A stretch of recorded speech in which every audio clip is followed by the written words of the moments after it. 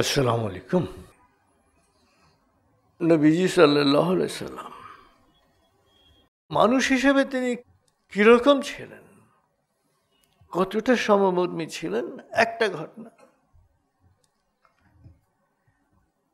যে আসলে একজন মানুষ ভালো না খারাপ এটা সবচেয়ে ভালো বোঝে তার ছেলে মেয়েরা এবং ঘরে যারা থাকে তারা আর কি।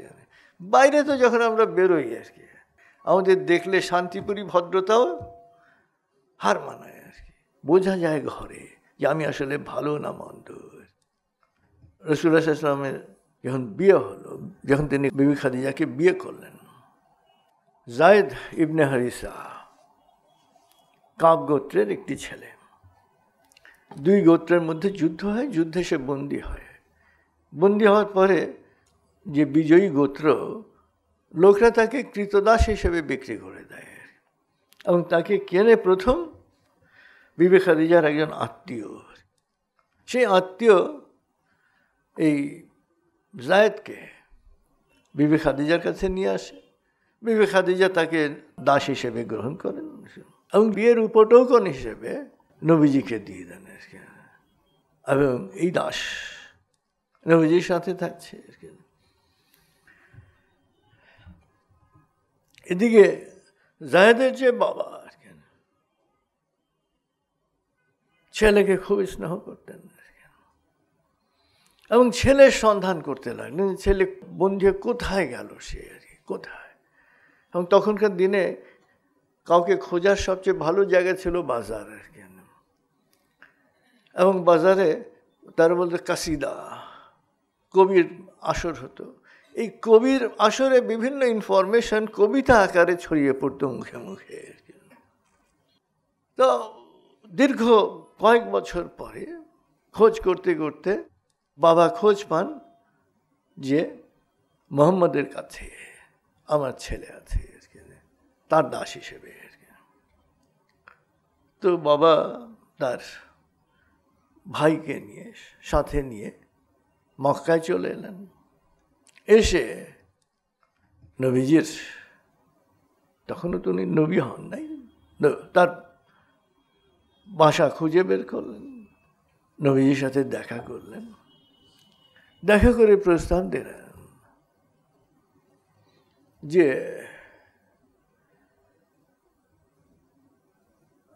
দেখেন আমার মান সম্মানের ব্যাপার, আমি একটা গোত্রের খুব সম্মানী ব্যক্তি, আমার ছেলে আপনার দাস হিসেবে আছে, তো আপনি তাকে আমার কাছে বিক্রি করে দেন, যে মূল্য চাইবেন সেই মূল্যেই আমি আপনাকে দেবো। সাধারণভাবে তখন তো দাসদেরও একটা বাজার দর ছিল। নবীজি হাসলেন, বললেন যে আমি আরেকটা প্রস্তাব দিই, আপনি তো প্রস্তাব দিলেন, আমি আরেকটা প্রস্তাব দিই। আপনার ছেলের সাথে আপনারা কথা বলেন, কথা বলার পরে ছেলের কাছে দুটো অপশন থাকবে, দুটো বিকল্প থাকবে। একটা হচ্ছে সে যদি আপনাদের সাথে যেতে চায় আপনাদের সাথে চলে যাবে, কোনো টাকা পয়সা লাগবে না, আপনাদের সাথে চলে যাবে। আর সে যদি আমার সাথে থাকতে চায় তাহলে আপনারা আপত্তি করতে পারবেন না, সে আমার সাথে থাকবে এবং আমি তাকে পালক পুত্র হিসেবে গ্রহণ করব। যায়েদের বাবা বলেন যে এটা তো খুব ভালো প্রস্তাব। উনি নিশ্চিত হলেন যে কোনো পয়সা করি লাগছে না, টাকা পয়সা লাগছে না, আমার ছেলে তো আমার কথাই বলবে আর কি। বলে যে ঠিক আছে, ও যে ঠিক, ও যে ঠিক। নবীজি যায়েদকে নিয়ে এলেন, বসালেন, বসিয়ে বললেন যে এই দুজনকে তুমি চেনো? বলে চিনি, উনি আমার বাবা, উনি আমার চাচা। তো তারপরে বললেন যে ওনারা তোমাকে নিয়ে যাওয়ার জন্য এসছেন, আমি প্রস্তাব দিয়েছি তোমাকে নিয়ে যাওয়ার জন্যে, তাদের কোনো টাকা পয়সা লাগবে না, তোমাকে কিনে নিতে হবে না, তুমি একদম মুক্ত। তোমার কাছে দুটো বিকল্প আছে এখন, তুমি ইচ্ছে করলেই তোমার বাবার সাথে চলে যেতে পারো আজকে, আর ইচ্ছে করলে আমার সাথেও থাকতে পারো, আর আমার সাথে যদি থাকো তাহলে আমি তোমাকে পালক পুত্র হিসেবে গ্রহণ করব। জায়েদ বলল যে না, আমি বাবার সাথে যাব না, আমি আপনার সাথে থাকব। এবং নবীজি তখন জায়েদকে নিয়ে গেলেন কাবা শরীফের ওখানে। তখনকার দিনে ওখানে ঘোষণা দেওয়া মানে হচ্ছে এটা হয়ে গেল আর কি, লিখিত চুক্তি সাক্ষী কিচ্ছু দরকার নেই। উনি ঘোষণা দিলেন।